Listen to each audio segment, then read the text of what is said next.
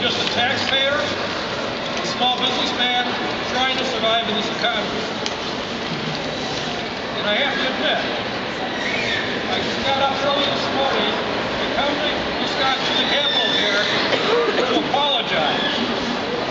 I'm one of those independent voters at 10% in the middle that can get swayed either way depending upon what we think is appropriate. We're the important 10% because we're the ones that can get swayed.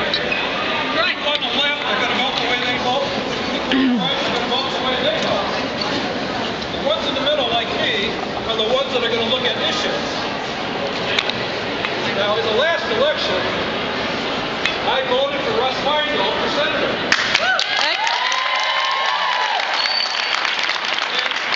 And one of the earlier speakers that suggested Russ Feingold should run for governor is a great idea.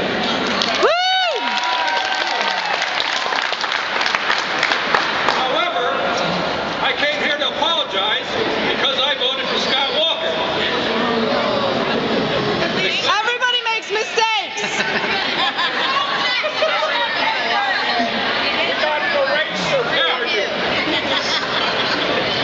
In February, I started to get very bothered by what was going on in the way of the legislature.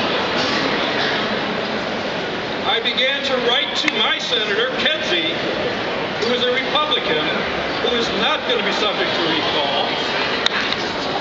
And I suggested that they knock this class warfare type talk out of the game. It was not class warfare of the rich against the middle class. It was class warfare against the taxpayer, against the union employees. That is wrong.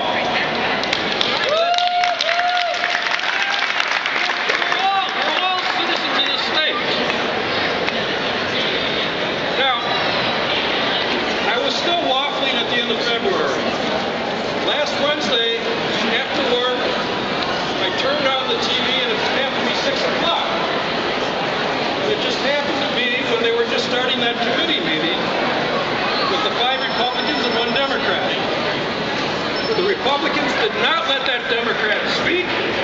They did not let him know what was in the bill that they were going to vote on. They voted while he was speaking and walked out of the room. That was outrageous.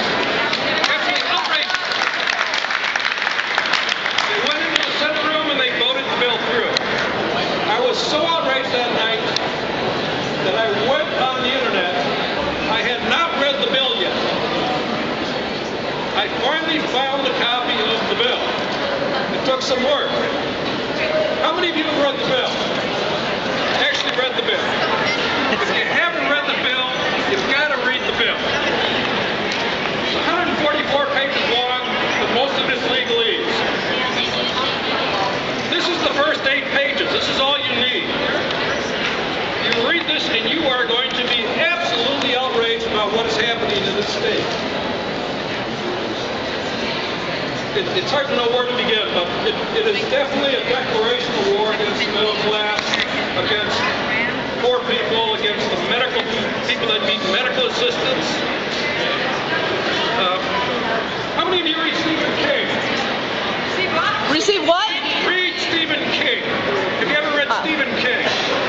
The horror author.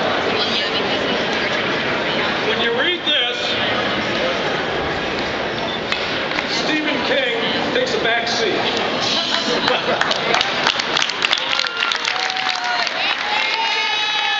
Thank you! This is really scary stuff. Really scary stuff. When you begin reading it, you're going to get into the committees, and different things that are formed by the governor's office for which he will have complete control over. There is going to be no oversight, and there is going to be no voting on it. He can do just about anything he wants to do based on this new law. So,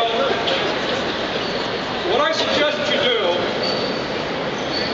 instead of talking to your neighbors, get a copy of this, the first 8 pages, and get them to read it. Just as a couple of examples, or one example, I am no pony in this show. One of the most controversial issues is the retirement system. And I assume there's some teachers, clerical workers, nurses that are here. If you were to work 30 years, retire at $50,000. If you were a fireman or a police officer, you will get $37,500 a year in retirement according to this formula. If you are a teacher or another worker, you will get $24,000 on the same 30 years, same $50,000.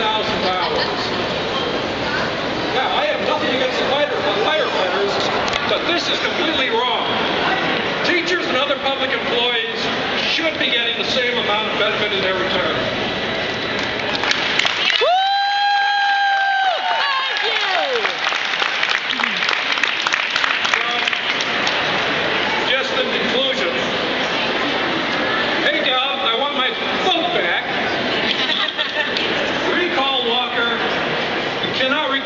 Because that won't happen in our district, but we got to end this class warfare.